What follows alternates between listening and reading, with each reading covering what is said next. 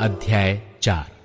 जब यहूदा और बिन्यामीन के शत्रुओं ने ये सुना कि बंधुआई से छूटे हुए लोग इस्राएल के परमेश्वर यहोवा के लिए मंदिर बना रहे हैं, तब वे जरुब्बाबेल और पूर्वजों के घरानों के मुख्य मुख्य पुरुषों के पास आकर उनसे कहने लगे, हमें भी अपने संग बनाने दो, क्योंकि तुम्हारे समान हम भी तुम्हारे परमेश्वर की खोज में लगे हुए हैं। और अश्शूर का राजा एसहरद्दोन जिसने हमें यहाँ पहुंचाया, उसके दिनों से हम उसी को बलि चढ़ाते भी हैं। जरुब्बाबेल, यीशु और इस्राएल के पितरों के घरानों के मुख्य पुरुषों ने उनसे कहा, हमारे परमेश्वर के लिए भवन बनाने में तुम्हारा हमसे कोई संबंध नहीं। हम ही लोग एक संग मिलकर फारस के राजा कुस्रू की आज्ञा के अनुसार इस्राएल के परमेश्वर यहोवा के लिए उसे बनाएंगे।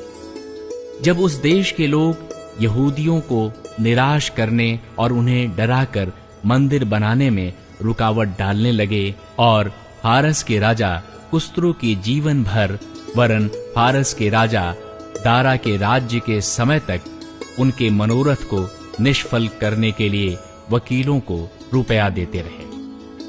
यरूशलेम के पुनः निर्माण का विरोध। क्षयर्ष के राज्य के आरंभिक दिनों में उन्होंने यहूदा और यरूशलेम के निवासियों का दोष पत्र उसे लिख भेजा। फिर अर्थक्षत्र के दिनों में विश्लाम, मिथ्रदात और ताबेल ने और उसके सहयोगियों ने फारस के राजा अर्थक्षत्र को चिट्ठी लिखी और चिट्ठी अरामी अक्षरों और अरामी भाषा में लिखी गई।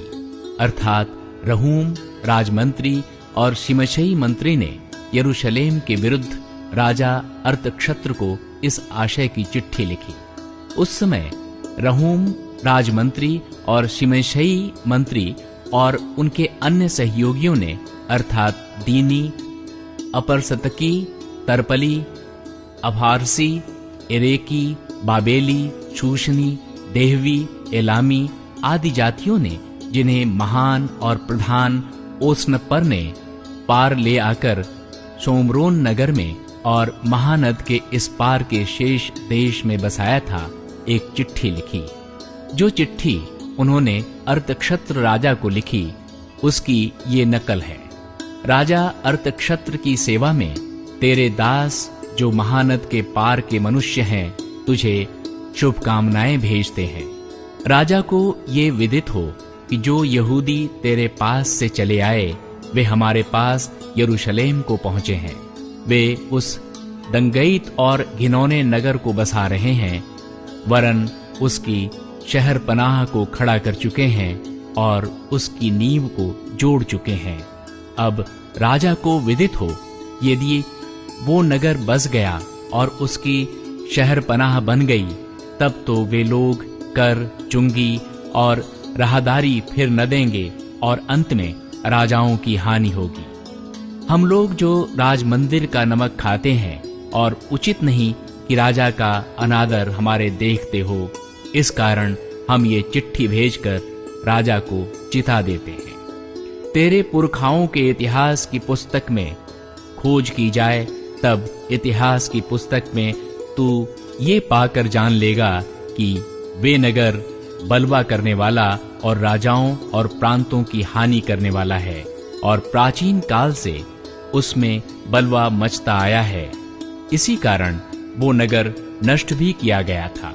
हम राजा को निश्चय करा देते हैं, यदि वो नगर बसाया जाए और उसकी शहर पनाह बन चुके, तब इसके कारण महानद के इस पार तेरा कोई भाग न रह जाएगा।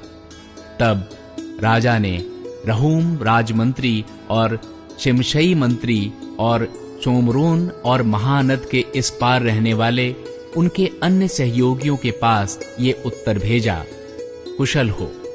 जो चिट्ठी तुम लोगों ने हमारे पास भेजी, वो मेरे सामने पढ़कर साफ साफ सुनाई गई। मेरी आज्ञा से खोज किए जाने पर जान पड़ा है कि वो नगर प्राचीन काल से राजाओं के विरुद्ध सिर उठाता आया है और उसमें दंगा और बलवा होता आया है। यरूशलेम के सामर्थी राजा भी हुए, जो महानद के पार से समस्त देश पर राज्य करते थे, और कर, चुंगी और राहदारी उनको दी जाती थी। इसलिए अब इस आज्ञा का प्रचार कर कि वे मनुष्य रोके जाएं, और जब तक मेरी ओर से आज्ञा न मिले तब तक वो नगर बनाया न जाए। चौकस रहो, इस बात में ढीले न होना, राजाओं की हानि करने वाली वो बुराई क्यों बढ़ने पाए। जब राजा अर्थक्षत्र की ये चिट्ठी रहूम और शिमशई मंत्री और उनके सहयोगियों को पढ़कर सुनाई गई, तब वे उतावली करके यरूशलेम को यहूदियों के पास गए और बलपूर्वक उनको रोक दिया। तब परमेश्वर के भवन का काम जो यरूशलेम में है रुक गया, और फारस के राजा दारा के राज्य के दूसरे वर्ष तक रुका रहा।